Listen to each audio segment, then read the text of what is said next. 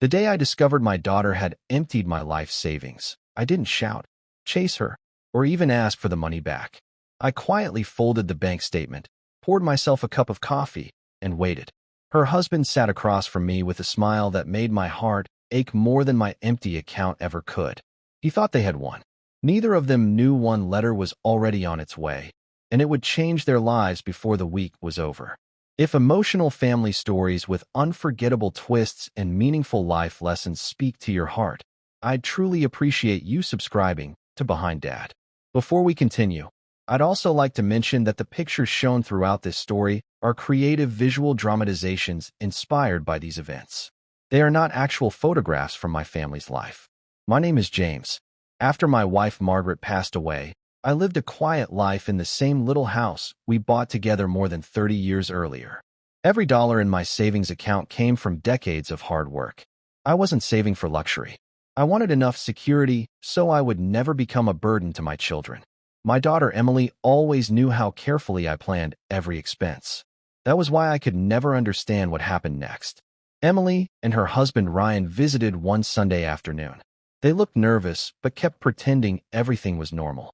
Ryan talked nonstop about a business opportunity that would supposedly change their future. Emily barely looked me in the eyes. After they left, I checked my online banking to pay a utility bill. My balance was almost gone. Several large transfers had emptied nearly everything I had spent a lifetime earning. I sat there staring at the screen, hoping it was some terrible mistake. Then I noticed the transfers had been authorized using access codes that only Emily knew because years earlier I had trusted her to help me manage my finances after my wife's illness. My chest felt heavy, but I refused to act out of anger. I simply made one phone call to my attorney and another to my bank. 2 days later, an official envelope was scheduled to arrive. I had no idea it would expose a secret even bigger than the missing money. 2 days felt like 2 years. I barely slept. Every time I looked at Margaret's photograph, I wondered what she would have told me to do. She always believed anger clouds good judgment. So I stayed calm, even though my heart felt shattered. When the doorbell finally rang, I already knew who it was. A courier handed me the official bank envelope and asked me to sign for it. I thanked him, carried it inside, and waited until Emily and Ryan arrived that evening like we had planned. Ryan walked in smiling, acting as if nothing had happened. Emily looked exhausted. She wouldn't even meet my eyes. I placed 3 cups of coffee on the table and quietly slid the sealed envelope between us. Ryan joked that it looked serious, then laughed. That laugh disappeared the moment I told Emily to open it. Her hands started trembling before she even unfolded the first page. The letter wasn't just a bank statement. It confirmed that every transfer made from my account had been immediately flagged by the bank's fraud investigation unit, because the money was sent through accounts already under review for suspicious financial activity. The bank had frozen every dollar before it could be withdrawn. Neither Emily nor Ryan had access to a single cent. Ryan's face lost all color. He grabbed the papers, hoping he had misunderstood, but every page repeated the same thing. The funds were locked until the investigation was complete. Emily suddenly burst into tears. She admitted Ryan had convinced her the money was only a temporary loan and promised they would secretly return every dollar before I noticed. She believed they were saving his failing business and protecting their family. Instead, she had betrayed the one person who had never stopped believing in her. I looked at my daughter and saw genuine regret, but Ryan still refused to admit responsibility. Before anyone could say another word, another knock echoed through the house. My attorney walked in carrying a second envelope and quietly said, "James, the bank has uncovered something far more serious than unauthorized transfers." My attorney, Michael, placed the second envelope on the table and looked directly at me before speaking. The room felt so quiet that I could hear the clock on the wall.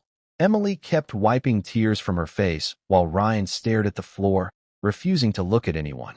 I opened the envelope with shaking hands, never imagining the next few pages would reveal a betrayal that reached far beyond my savings account. The bank's investigation showed the transfers from my account were only part of a much larger fraud case. Ryan's business wasn't simply struggling. It had already collapsed months earlier. Instead of telling Emily the truth, he secretly borrowed money from friends, relatives, and private lenders using false promises. Investigators had linked several suspicious accounts directly to him, My savings were meant to be the final payment that would keep everything hidden for a little longer. I felt sick. It wasn't the money that hurt the most. It was realizing my daughter had been manipulated into believing she was rescuing her marriage. Emily quietly admitted Ryan had convinced her that if I found out, I would never forgive them. Fear had blinded her. She looked at me through tears and whispered, "Dad, I should have trusted you instead of believing him." Ryan finally tried to defend himself. He claimed he had done everything for his family and promised he could still fix the situation if I just gave him more time. Before I could answer, Michael calmly placed one final document on the table.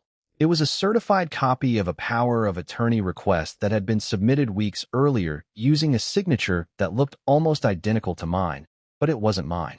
Someone had attempted to gain complete control over my finances.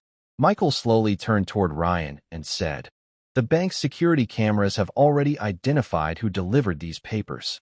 Ryan's face turned completely white. Just then, two investigators stepped through my open front door with official identification, and the room fell into complete silence. The investigators politely introduced themselves and asked Ryan to remain seated. No one raised their voice. No dramatic scene unfolded. The truth had already done enough damage. They explained that the forged power of attorney, the unauthorized transfers, and several false financial statements were all part of the same investigation. Ryan tried to insist he never meant for things to go this far, but every document on my dining table told a different story. The more he spoke, the quieter the room became. Emily finally looked at me instead of the floor. Through tears, she admitted that she had ignored warning signs for months because she wanted to believe her husband. She thought borrowing my savings would solve everything before I ever noticed. Instead, she nearly lost the one relationship that had always been built on trust. Hearing her apology didn't erase the pain, but I could see something I hadn't seen in a long time: true remorse. She wasn't asking me to forget. She was asking for the chance to become the daughter I had raised. Over the following months, the frozen funds were returned to my account after the investigation confirmed I had been the victim of fraud. Ryan faced the legal consequences of his actions, and Emily chose to cooperate fully with the authorities. She also accepted responsibility for her part in the unauthorized transfers and worked tirelessly to rebuild the trust she had broken. It wasn't easy. Some wounds heal slowly, but every honest conversation became another step toward becoming a family again. Now, whenever I sit on my porch with a cup of coffee, I think about how close I came to losing more than money. I almost lost my faith in my own daughter. Thankfully, the truth arrived before bitterness took its place. If this story touched your heart, please leave a comment, because your words may help someone choose honesty before one bad decision destroys an entire family. Share this story with someone who believes trust is more valuable than any bank account. Thank you for spending this time with me on Behind Dad. Remember, money can always be earned again, but character is the greatest wealth any family will ever own.